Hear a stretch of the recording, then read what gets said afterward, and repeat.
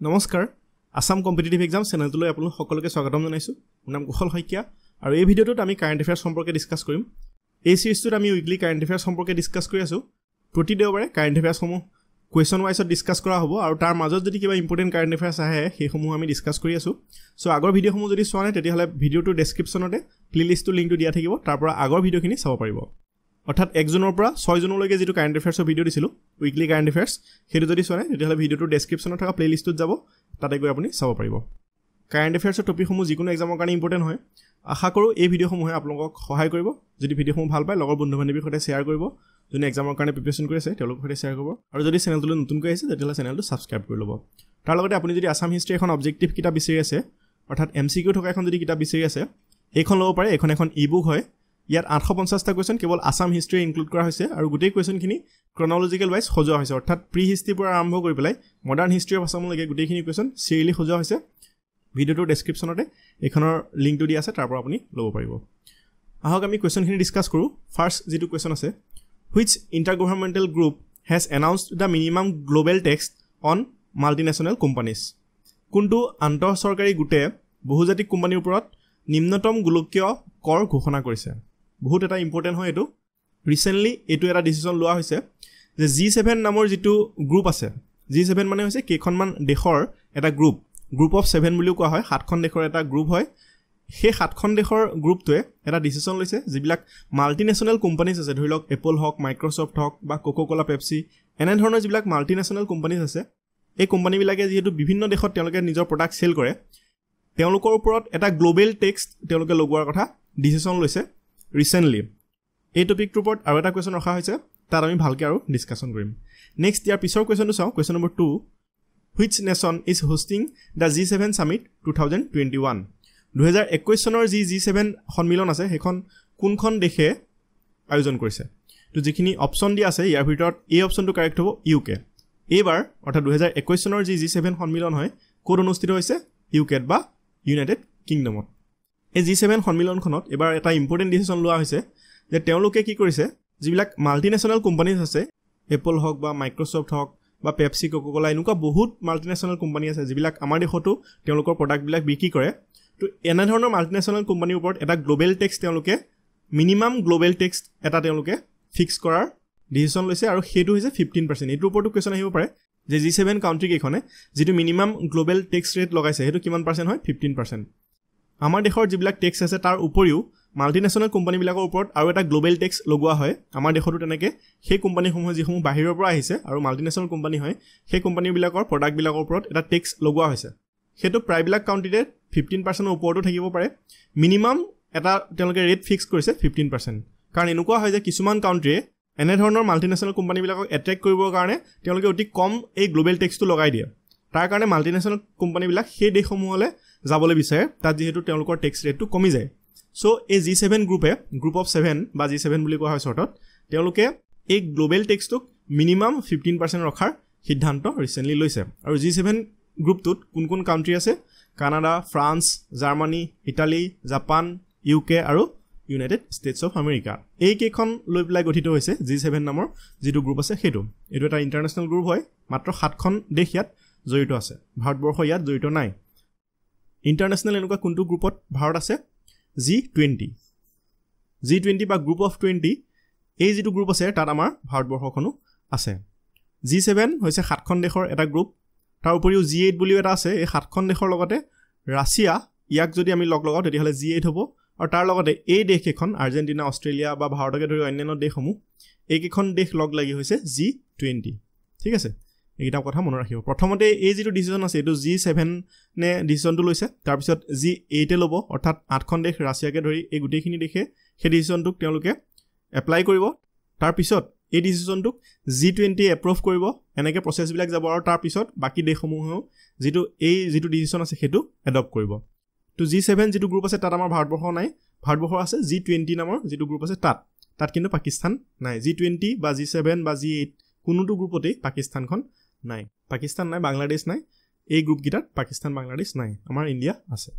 Next ইয়াৰ পিছৰ question চাও question number 3 after the RBI's monetary policy committee meeting held in June 2021 the repo rate is fixed at repo rate এই বিষয়ে আমি discuss কৰিম কি হয় ৰেপো ৰেটটো এই কোৱেশ্চনটো প্ৰথমতে ডিসকাস কৰিলো যে আৰবিআই নতুন মুদ্ৰা নীতিৰ জৰিয়তে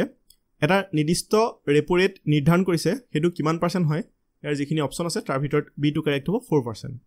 এটো মনত ৰাখিব কিমান পাৰ্চেন্ট 4% কোৱেশ্চন এটো আহিব পাৰে যে ৰিজাৰ্ভ বেংকৰ current governor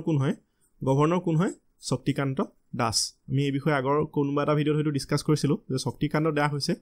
current governor of RBI reserve bank of ইণ্ডিয়াক শৰ্টত কি বুলি কোৱা হয় আৰবিআই বুলি কোৱা হয় ৰিজাৰ্ভ বেংকে তেওঁলোকৰ মনিটাৰী পলিচিৰ জৰিয়তে আমাৰ দেশৰ ইনফ্লেচন বা আমাৰ দেশৰ ইকনমিখন একচুয়ালি কন্ট্ৰোল কৰি ৰাখে ঠিক আছে কিহৰ জৰিয়তে মনিটাৰী পলিচিৰ জৰিয়তে আৰু ৰিজাৰ্ভ বেংকে হৈছে ভাৰতত মুদ্ৰা ছপা কৰা একমাত্ৰ প্ৰতিষ্ঠান তেওঁলোকে ডিসিশন লৈছে যে 4% ৰেপো ৰেট হ'ব নাও কোৱেশ্চন হল যে ৰেপো ৰেট কি হয়নো what is repo rate repo rate হৈছে এটা হাৰ যিটো হাৰত কমাৰ্চিয়েল যিবিলাক বেংক আছে ধৰি লওক ষ্টেট বেংক অফ ইণ্ডিয়া বা এলাহাবাদ বেংক বা যিবিলাক কমাৰ্চিয়েল বেংক আছে বা ব্যৱসায়িক বেংক আছে সেই বেংক বিলাকে তেওঁলোকৰ সিকিউৰিটিজ জমা দি পেলাই ৰিজাৰ্ভ বেংক অফ ইণ্ডিয়াৰ পৰা লোন লয় বা উল্টাকে যদি চাও ৰিজাৰ্ভ বেংকে যিবিলাক কমাৰ্চিয়েল বেংক আছে তেওঁলোকৰ সিকিউৰিটিজ বিলাক বা বন্ডছ বিলাক ৰাখি পেলাই যেতিয়া লোন প্ৰভাইড কৰে বা তেওঁলোকক মানিৰ যোগান ধৰে পইচাৰ যোগান ধৰে যিটো সুতৰ হাৰ লব তাক কোৱা হয় ৰেপো ৰেট আৰু বেংক ৰেট কি হয় বেংক ৰেটটো এটা বেলেগ বস্তু হয় বেংক ৰেট হৈছে যে যেতিয়া ৰিজাৰ্ভ বেংকে কোনো ধৰণৰ সিকিউৰিটি নুলুৱাকৈ ডাইৰেক্ট কমাৰ্চিয়েল বেংকক লোন প্ৰভাইড কৰে তাক কোৱা হয় বেংক ৰেট তিনিটা কনসেপ্ট আছে এটা হৈছে ৰেপো ৰেট এটা হৈছে বেংক ৰেট আৰু এটা হৈছে ইন্টাৰেষ্ট ৰেট জেনাৰেলি ৰেপো ৰেটটো আৰু বেংক ৰেটটো প্ৰায় একে হয় ৰেপো ৰেট আৰু বেংক ৰেটত কি হয় কমাৰ্চিয়েল বেংক বিলাকে ৰিজাৰ্ভ বেংকৰ পৰা পইচা ধাৰলৈ আনে আৰু যিটো ইন্টাৰেষ্ট পে কৰে তাক ৰেপো ৰেট বা বেংক ৰেট বুলি কোৱা হ'ব যদি সিকিউৰিটি দি পেলাই পইচা লোন লয় তেতিয়া হলে হেতু হ'ব ৰেপো ৰেট আৰু যদি যিটো ইন্টাৰেষ্ট ৰেট হ'ব হেতু ৰেপো ৰেট বুলি কোৱা হ'ব আৰু যদি কোনো ধৰণৰ সিকিউৰিটিজ বা বন্ড নিদিয়ে তেতিয়া তাক কোৱা হ'ব বেংক ৰেট আৰু ইন্টাৰেষ্ট ৰেটটো কি হয় যিবিলাক কমাৰ্চিয়েল বেংক আছে ধৰি লওক ষ্টেট বেংক অফ ইণ্ডিয়া বা এলাহাবাদ বেংক এই বেংকসমূহে যেতিয়া জেনেৰেল পাব্লিকক লোন দিব আৰু যিটো ইন্টাৰেষ্ট ৰেট হ'ব ধৰি লওক 12% বা 14% হ'ব পাৰে বেলেগ বেলেগ বেংকৰ বেলেগ বেলেগ হয় ইন্টাৰেষ্ট ৰেটটো এইটো কোৱা হয় ইন্টাৰেষ্ট ৰেট যেতিয়া কমাৰ্চিয়েল বেংক বা ব্যৱসায়িক বেংক বিলাকে জেনেৰেল পাব্লিক আমাৰ নিচিনা মানুহক যেতিয়া লোন প্ৰদান কৰিব তাক কোৱা হয় ইন্টাৰেষ্ট ৰেট ঠিক আছে নেক্সট ইয়াৰ পিছৰ কোৱেশ্চন চাও question number 4 which is the first country to formally adopt bitcoin as a legal tender bitcoin যেটো এটা ডিজিটেল মানি হয় তাক বিহিত মুদ্ৰা হিচাপে আনুষ্ঠানিকভাৱে গ্ৰহণ কৰা প্ৰথমখন দেশ কোন হয় বিশ্বৰ প্ৰথমখন দেশ যোনে বিটকয়নক বিহিত মুদ্ৰা হিচাপে তেওঁলোকে ঘোষণা কৰিছে বা গ্ৰহণ কৰিছে তো যিখিনি অপচন আছে তাৰ ভিতৰত বি অপচনটো কাৰেক্ট হ'ব এল সেলভাডৰ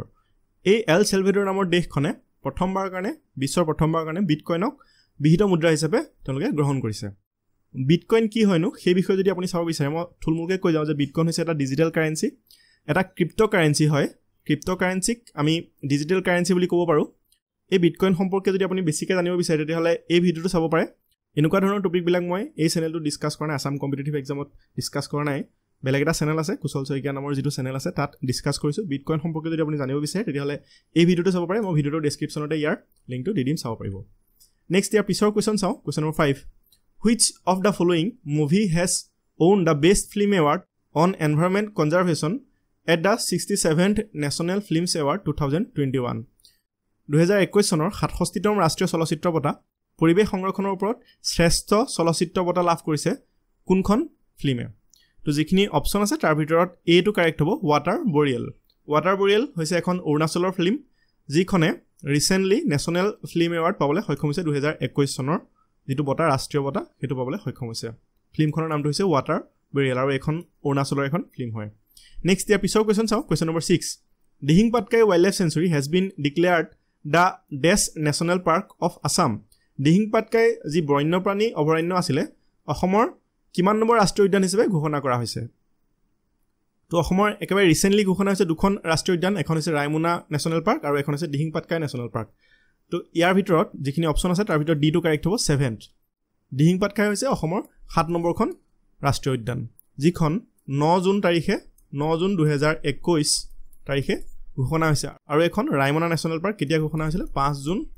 2021 মনত ৰাখিব এইটা কথা কোৱেশ্চন আহিব পাৰে নাও অসমত কেখন মুঠতে নেশনেল পাৰ্ক আছে বা ৰাষ্ট্ৰীয় উদ্যান আছে টোটেল হৈ গ'ল 7খন অসম হৈছে বৰ্তমান ইণ্ডিয়াৰ যদি আমি নেশনেল পাৰ্কৰ ফালৰ পৰা কাউন্ট কৰো তেতিয়াহ'লে প্ৰথম আহিব মধ্যপ্ৰদেশ সেকেন্ড আহিব আন্দামান নিকোবৰ এণ্ড থাৰ্ড আহিব আসাম মনত ৰাখিব যদি নেশনেল পাৰ্কৰ ফালৰ পৰা কাউন্ট কৰা হয় তেতিয়াহ'লে অসম ইণ্ডিয়াৰ ভিতৰত থাৰ্ড পজিচনত আছে য'ত বেছি সংখ্যক নেশনেল পাৰ্ক বা ৰাষ্ট্ৰীয় উদ্যান আছে So Assam now has the third most national parks after the 12 in Madhya Pradesh. Madhya Pradeshত কেখন আছে 12 খন ৰিসেন্টলি এখন ঘোষণা হৈছে আগতে 11 খন আছিল আৰু 9 খন আছে ক'ত আন্দামান এণ্ড নিকোবৰ আইল্যান্ড এটো কোৱেশ্চন আহিব পাৰে যে অসম কেই নম্বৰ পজিশনত আছে নেশনাল পাৰ্কৰ ফালৰ পৰা 3 নম্বৰ পজিশনত নেক্সট ইয়াৰ পিছৰ কোৱেশ্চন যেটো আপোনালোকৰ কাৰণে ৰাখিছো এই কোৱেশ্চনৰ এনসাৰটো তলত কমেন্ট কৰিব বহুত ইজি কোৱেশ্চন হয় which national park of India is known as the Amazon of East Amazon of East বুলি ভাৰতৰ কোনখন ৰাষ্ট্ৰীয় উদ্যানক কোৱা হয় যিখিনি অপচন আছে অসমৰ এখন ন্যাশনাল পাৰ্কক Amazon of East বুলি কোৱা হয় যিখিনি অপচন আছে মই এবাৰ পঢ়ি দিছো এ দি আছে ৰায়মনা ন্যাশনাল পাৰ্ক বি দি আছে কাজিৰঙা ন্যাশনাল পাৰ্ক সি দি আছে Orang national park and D option দি আছে দিহিং পাটকাই ন্যাশনাল পাৰ্ক ইয়াৰ ভিতৰত কোনটো অপচন কাৰেক্ট হ'ব তলত কমেন্ট কৰিব ভাৰতৰ কোনখন ৰাষ্ট্ৰীয় উদ্যানক Amazon of East বুলি জনা হয় তলত কমেন্ট কৰিব নেক্সট ইয়াৰ পিছৰ কোৱেশ্চন চাও question number 8 what is the theme for World Oceans Day 2021 মই আগৰ ভিডিঅ'ত কৈছিল যে প্ৰতিটো দিৱস পালন কৰি এটা থিম তেওঁলোকে আগত ৰাখি লয় 2021 চনৰ যি ওয়াৰ্ল্ড ওচান ডে বা বিশ্ব মহাসাগৰ দিৱস তাৰ বিষয়বস্তু কি হ'ব তাৰ থিমটো কি আছিল তো যিখিনি অপচন দি আছে তাৰ ভিতৰত ডি টো কাৰেক্ট হ'ব দা ওচান লাইফ এণ্ড লিভলিহুড এইটো আছিল তেওঁলোকৰ থিম বা বিষয়বস্তু মেইন ফোকাস কিহৰ ওপৰত কৰিছিল লাইফ এণ্ড লিভলিহুডছৰ ওপৰত ওয়াৰ্ল্ড ওচান ডে কেতিয়া পালন কৰা হয় 8 জুন তাৰিখে ওয়াৰ্ল্ড ওচান ডে পালন কৰা হয় নাও কোৱেশ্চন এটা মনত হয় যে ওয়াৰ্ল্ড ওচান ডে কি কাৰণে পালন কৰা হয় নো কিহৰ কাৰণে পালন কৰা হয় the purpose of the day is to inform the public of the impact of human actions on the ocean general public বা আমাৰ যিবিলাক কামকাজ আছে আমাৰ কামকাজৰ কাৰণে প্ৰকৃতি দূষিত হয় প্ৰকৃতি নষ্ট হয় বিভিন্ন কাৰণত তো আমাৰ কামকাজৰ কাৰণে কেনেদৰে সাগৰখন দূষিত হ'ব পাৰে বা সাগৰখন কেনেদৰে ইম্পেক্ট পৰে সেই বিষয়ে ইনফৰ্ম কৰা বা এৱাৰনেছ ক্ৰিয়েট কৰিবৰ কাৰণে ওয়াৰ্ল্ড ওচান ডে পালন কৰা হয় জেনেৰেল যেটো থিম আছে বা তেওঁলোকৰ এইম যেটো আছিল হেতু হয় তাৰ উপৰিও সাস্টেইনেবল এইটো এটা টপিক হয় যে আমি তেওঁলোকক ভালকে ৰাখি সাস্টেইনেবলৰ বিষয়ে মই আগত কৈছিলো বা বহনক্ষম বুলি অসমীয়াত কোৱা হয় যে আমি যিবিলাক আমাৰ হাতত নেচাৰেল ৰিসোৰ্স আছে সেইবিলাকক বৰ্তমানো ইউটিলাইজ কৰি ভৱিষ্যত প্ৰজন্মৰ কাৰণেও কেনেদৰে সংৰক্ষণ কৰি ৰাখিব পাৰো হেতুৰ ওপৰতো গুৰুত্ব দিয়া হয় নেক্সট ইয়াৰ পিছৰ কোৱেশ্চন চাও question number 9 Dash in Kokrajhar district has become Assam's 6th national park অসমৰ 6 নম্বৰখন ৰাষ্ট্ৰীয় উদ্যান ক'ত আছে কোকৰাঝাৰ ডিস্ট্ৰিক্টত আছে কি হয় যিখিনি অপচন আছে তাৰ ভিতৰত সি অপচনটো কাৰেক্ট হ'ব ৰায়মনা ন্যাশনাল পাৰ্ক আৰু কেতিয়া ডিক্লেয়াৰ কৰা হৈছিল ন্যাশনাল পাৰ্ক হিচাপে 5th জুন 2021 ৰিসেন্টলি ঘোষণা হৈছে ইয়াৰ ওপৰত এটা কোৱেশ্চন আহিব পাৰে কোন ডিস্ট্ৰিক্টত আছে কোকৰাঝাৰ ডিস্ট্ৰিক্ট আৰু দিহিং পাটকাইখন ক'ত আছে তিনচুকীয়া আৰু ডিব্ৰুগড় ডিস্ট্ৰিক্ট নেক্সট ইয়াৰ পিছৰ question number 10 which of the following country host the inaugural International Hockey Federation Hockey 5S World Cup 2024 Hockey 5S এখন কিন্তু জেনাৰেল যি ফিল্ড হকি আছে তেনেকুৱা নহয় বা আইস হকি নহয় এটো এটা বেলেগ হকি আমি সেই বিষয়ে ডিসকাস কৰি আছো এই যি হকি 5S আছে তাৰ ওয়াৰ্ল্ড কাপ 2024 ত হ'ব কোনখন দেশে এই ওয়াৰ্ল্ড কাপখন হোস্ট কৰিব ডি অপচনটো কাৰেক্ট হ'ব ওমান আমি হকি 5 ৰ ওপৰত অকমান চাইলো আহক হকি 5 হৈছে এখন সুপাৰ ফাষ্ট গেম হয় এটা জেনাৰেল যেটো হকি আমি দেখিছো যি ফিল্ডত খেলা হয় তেনেকুৱা হকি নহয় জেনাৰেল হকি খেলত কেটা প্লেয়াৰ থাকে 11টা প্লেয়াৰ থাকে তাৰে 10টা ফিল্ডত খেলে আৰু এটা থাকিব গোলকিপাৰ কিন্তু হকি 5S যেটো খেল আছে হেতু এটা হকি খেলে হয় এই হকি খেলত কিন্তু 5 জন টোটাল মেম্বাৰ থাকে সেইকাৰণে 5S লোগো আছে আৰু 4 জন ফিল্ডাৰ হ'ব এজন হ'ব গোলকিপাৰ এই hockey 5S world cup code 2024 ত খেলা হ'ব ওমান ঠিক আছে নেক্সট ইয়াৰ পিছৰ কোৱেশ্চন চাও question number 11 who has been appointed as the new election commissioner of India ভাৰতৰ ৰিসেন্টলি 9 জুন তাৰিখে এজন নিৰ্বাচন আয়ুক্ত বিষয়াক এপইন্ট কৰা হৈছে বা ইলেকশন কমিশনাৰ এপইন্ট কৰা হৈছে তেওঁৰ নাম কি হয় যিখিনি অপচন দিয়া আছে বি অপচনটো কাৰেক্ট হ'ব অনুপ চন্দ্ৰ পাণ্ডেক ৰিসেন্টলি ভাৰতৰ নিৰ্বাচন আয়ুক্ত বিষয়া হিচাপে নিযুক্তি দিয়া হৈছে নাও কোৱেশ্চন হ'ব পাৰে বহুতবাৰ গভৰ্ণমেণ্ট এক্সামত আহিছে যে ভাৰতত ইলেকশন কমিশনাৰ কেজন থাকে বা নিৰ্বাচন আয়ুক্ত কেজন থাকে টোটাল যদি আমি চাও নিৰ্বাচন আয়ুক্ত থাকে 3 জন এজন হৈছে চিফ ইলেকশন কমিশনাৰ তাৰ লগত দুজন ইলেকশন কমিশনাৰ থাকে যিজন বৰ্তমান চিফ ইলেকশন কমিশনাৰ তেওঁৰ নাম হৈছে সুশীল চন্দ্ৰ কাৰেন্ট যিজন ইলেকশন কমিশনাৰ হয় ভাৰতৰ সেইজনৰ নাম হৈছে সুশীল চন্দ্ৰ আৰু ৰিসেন্টলি অনুপ চন্দ্ৰ পাণ্ডেক ইলেকশন কমিশনাৰ যি এই চিফ ইলেকশন কমিশনাৰ লগত দুজন থাকিব অৰ্থাৎ 1+2 থাকে এই দুজনৰ এজনক এপইন্ট কৰা হৈছে ৰিসেন্টলি অনুপ চন্দ্ৰ পাণ্ডে আৰু বৰ্তমান চিফ ইলেকশন কমিশনাৰ কোন হয় সুশীল চন্দ্ৰ এই বিষয়ে আমি ডিসকাস কৰিলো কেতিয়াবা আহিব পাৰে যে প্ৰথমজন চিফ ইলেকশ্যন কমিশ্যনাৰ কোন আছিল ভাৰতৰ প্ৰথমজন চিফ ইলেকশ্যন কমিশ্যনাৰ কোন আছিল সুকুমাৰ সেন আৰু এটা কোৱেশ্চন আহিব পাৰে যে ইলেকশ্যন কমিশ্যনাৰক কোনে এপইণ্ট কৰে মনত ৰাখিব প্ৰেছিডেণ্টে এপইণ্ট কৰে ৰাষ্ট্ৰপতিয়ে ইলেকশ্যন কমিশ্যনাৰক এপইণ্ট কৰে নেক্সট ইয়াৰ পিছৰ কোৱেশ্চন চাওঁ question number 12 which of the following state announced to create 80 acres of oxyvan oxyvan নামৰ এখন ফৰেষ্ট তেওঁলোকে ক্ৰিয়েট কৰাৰ ডিসিজন লৈছে কোনখন ৰাজ্যে ৰিসেন্টলি হাৰিয়ানাই এই oxyvan নামৰ এখন ফৰেষ্ট তেওঁলোকে ক্ৰিয়েট কৰাৰ ডিসিজন লৈছে কিমান মাটিৰ 80 acres মাটিৰ ঠিক আছে নেক্সট 13 নম্বৰ কোৱেশ্চন